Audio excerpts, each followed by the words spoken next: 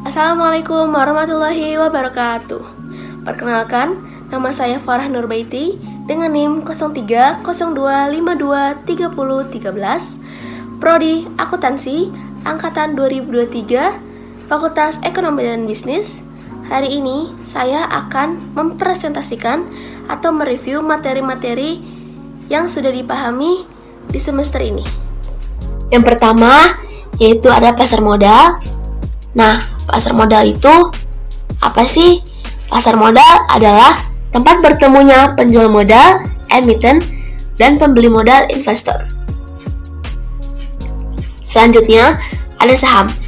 Saham itu nanti terbagi menjadi dua, yaitu ada saham biasa dan saham istimewa. Sebelumnya, saya akan memberitahu apa sih pengertian dari saham itu. Nah, saham ialah tanda penyertaan andil atau kepemilikan seseorang atau lembaga dalam sebuah perusahaan. Saham biasa ini ada 6, yaitu hak atas dividen, hak suara dalam RUPS, capital gain atau selisih harga jual dan beli, lalu berhak memesankan efek terlebih dahulu, lalu tanggung jawab terbatas pada nilai saham, dan yang terakhir menerima hak apabila perusahaan dilikuidasi.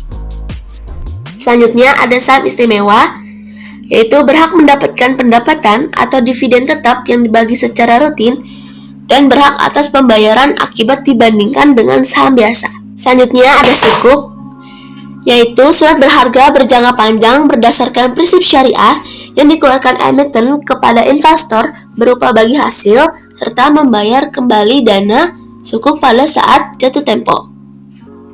Selanjutnya, sukuk dibagi menjadi 3, yaitu ada sukuk ijaroh, sukuk mudharabah, dan sukuk murabahah.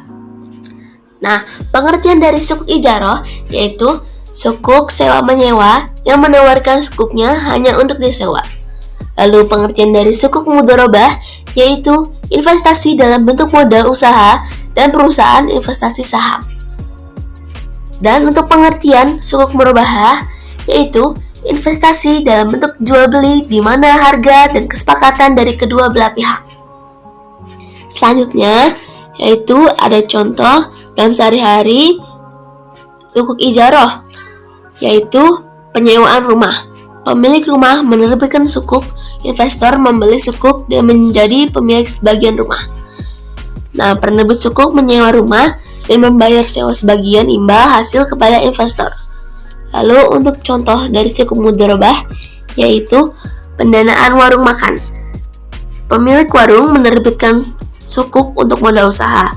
Lalu investor menyediakan dana, pemilik warung mengelola usaha.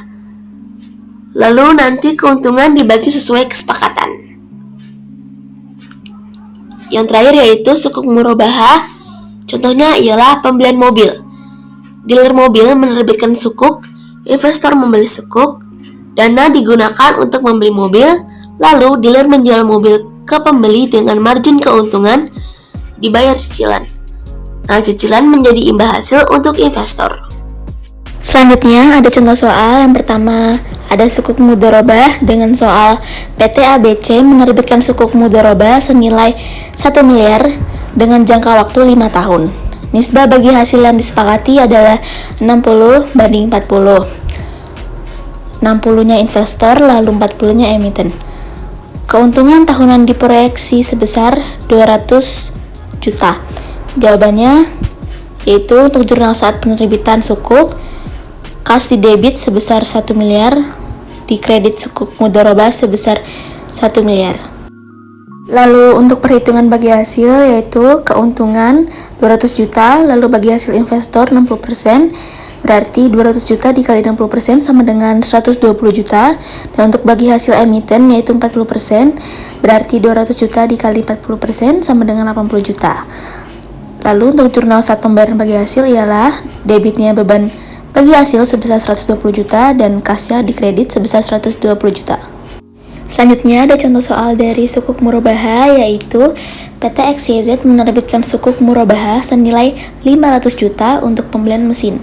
Margin keuntungan yang disepakati adalah 10% per tahun dengan jangka waktu 3 tahun. Untuk jurnal saat penerbitan sukuk yaitu debitnya mesin 500 juta, kreditnya sukuk murabahah sebesar 500 juta. Selanjutnya ada perhitungan total pembayaran, yaitu pokok 500 juta, margin 500 juta dikali 10% dikali 3 tahun sama dengan 150 juta, dan total pembayarannya ialah 650 juta.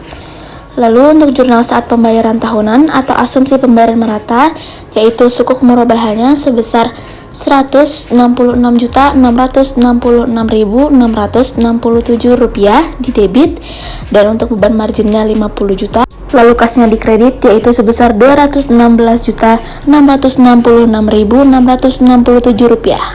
Selanjutnya ada sukuk ijaro, yaitu dengan contoh soal PT DEF menerbitkan sukuk ijaro senilai 800 juta untuk menyewa gedung kantor selama 4 tahun.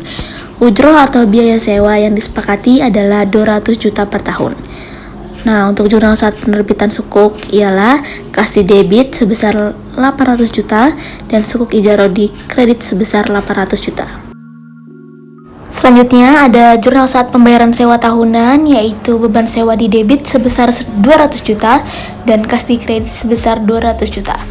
Untuk jurnal saat pembayaran pokok sukuk atau di akhir tahun keempat, yaitu jurnalnya di debit sukuk ijaroh sebesar 800 juta dan di kredit kas sebesar 800 juta. Slide selanjutnya yaitu ada wakaf dan hukum wakaf. Pengertian wakaf yaitu wakaf adalah wakaf yang dilakukan seseorang, kelompok orang, lembaga, atau badan hukum dalam bentuk uang tunai. Lalu, untuk hukum wakaf, yaitu yang pertama, wakaf uang hukumnya jawaz atau boleh, dan hanya boleh disalurkan dan digunakan untuk hal-hal yang dibolehkan secara syar'i. Yang kedua, itu ada nilai pokok wakaf uang harus dijaminkan kelestariannya, tidak boleh dijual, dihibahkan, dan diwariskan. Lalu selanjutnya, untuk pengertian dari cash wakaf leng sukuk, yaitu merupakan salah satu bentuk investasi sosial di Indonesia yang dimana wakaf uang yang dikumpulkan oleh Badan Wakaf Indonesia selaku nazir melalui BNI Syariah dan Bank Muamalat Indonesia sebagai lembaga keuangan syariah penerima wakaf uang. Selanjutnya ada wa'ad. Wa'ad adalah janji sepihak yang mengikat dari suatu pihak kepada pihak lain untuk melakukan sesuatu di masa depan. Nah, di sini ada realisasi akad wa'ad dan implementasi akuntansi. Untuk realisasi akad wa'ad, yang pertama itu ada identifikasi janji atau wa'ad yang dibuat. Kedua, dokumentasi syarat dan ketentuan wa'ad. Ketiga, pelaksanaan kewajiban sesuai janji. Selanjutnya, untuk implementasi akuntansi, yaitu yang pertama ada pengakuan, wa'ad dicatat sebagai kewajiban kontingensi. Lalu untuk pengukuran, nilai wajar kewajiban diestimasi. Lalu untuk penyajian diungkapkan dalam catatan atas laporan keuangan. Lalu untuk pengungkapan, yaitu rincian wa'ad, potensi dampak, dan pemenuhan syarat. Selanjutnya ada akata baru. Akata baru ini dibagi menjadi 6, yaitu ada wakalah, kafalah, hawalah, qard, wadiah, dan rahan. Pengertian wakalah ialah penyerahan, pendelegasian, atau pemberian mandat. Nah, transaksi wakalah ini dapat dijumpai pada perbankan, seperti transaksi penagihan, pembayaran, agensi, administrasi, dan lain-lain. Lalu untuk pengertian dari kafalah, yaitu jaminan yang diberikan oleh penanggung kepada pihak ketiga untuk memenuhi kewajiban pihak kedua atau yang ditanggung. Nah, akad kafalah di perbankan syariah, yaitu personal guarantee, jaminan pembayaran utang, dan performance bonds atau jaminan prestasi.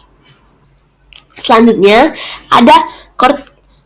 Nah, pengertian qard ini adalah meminjamkan tanpa mengharapkan imbalan.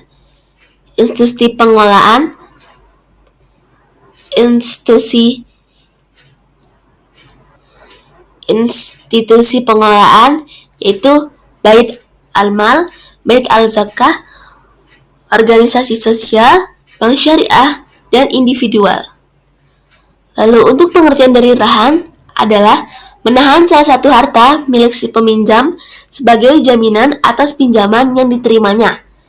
Nah, institusi pengelolanya itu penggadaian, koperasi, dan owner-operators. Lalu ada hawalah. Hawalah adalah pengalihan utang dari orang yang berhutang kepada orang lain yang wajib menanggungnya. Nah, institusi pengelola itu ialah bank syariah. Lalu, untuk wadiah nanti terbagi menjadi dua, yaitu ada wadiah yad amanah dan wadiah yad amanah. Untuk pengertian wadiah sendiri itu ialah titipan murni dari satu pihak ke pihak lainnya, baik individu maupun badan hukum yang harus dijaga dan dikembalikan kapan saja si penitip mengkehendaki. Nah, transaksi wadiah ini banyak dijumpai di perbankan syariah, yaitu adanya jasa penghimpunan dana wadiah dari nasabah dalam bentuk trustee depository dan guarantee depository. Wadiah ini terbagi menjadi dua yang tadi seperti yang dibilangkan, yaitu ada wadiah yad amanah dan wadiah yad amanah.